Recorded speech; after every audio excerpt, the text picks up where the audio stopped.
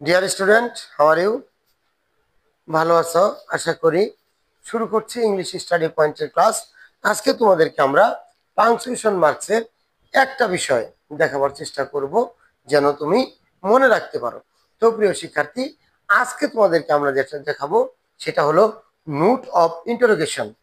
Note of interrogation, তুমি লক্ষ্য করো, এই হলো নোট অফ ইন্টারোগেশন তথা প্রশ্নবোধক চিহ্ন। এটা কি? প্রশ্নবোধক চিহ্ন। এই প্রশ্নবোধক চিহ্ন কোথায় ব্যবহৃত হয়? এই প্রশ্নবোধক চিহ্ন শুধুমাত্র একটি সেন্টেন্সের পরে ব্যবহৃত হয়। তোমাকে এটা খুব 100% খেয়াল করতে হবে। আমি কিন্তু পূর্বের ভিডিওতে তোমাদেরকে বলেছিলাম নোট অফ ইন্টারোগেশন দেখলেই ওটা কোন সেন্টেন্স বলতো?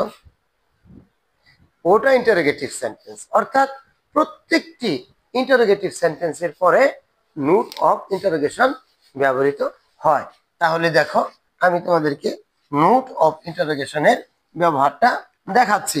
যেমন হাউ আর ইউ, এই হোয়াট ইজ ইউর নেম,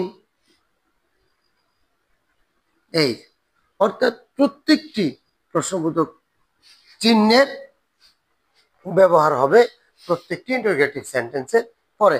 এই একটি মাত্র ইন্টারোগেটিভ সেন্টেন্সের ব্যবহার। প্রিয় শিক্ষার্থী, একটি ক্লাসের মাধ্যমে একটি চিহ্নের ব্যবহার তোমাদেরকে দেখাই দিলাম, যাতে তোমরা মনে রাখতে পারো কোন sentence. Assertive, interrogative, imperative, operative এবং এক্সক্লেমেটরি। সবচেয়ে বড় কথা হলো আমাদের নোট অফ ইন্টারোগেশন বসে একটি সেন্টেন্সের পরে, সেটা হলো ইন্টারোগেটিভ সেন্টেন্স। ঠিক আছে? তাহলে এটা তোমার চিরদিন মনে রাখার বিষয়, তুমি মনে রাখবে। শুভেচ্ছা জানিয়ে স্টাডি পয়েন্টের ক্লাস শেষ করছি। আল্লাহ হাফিজ।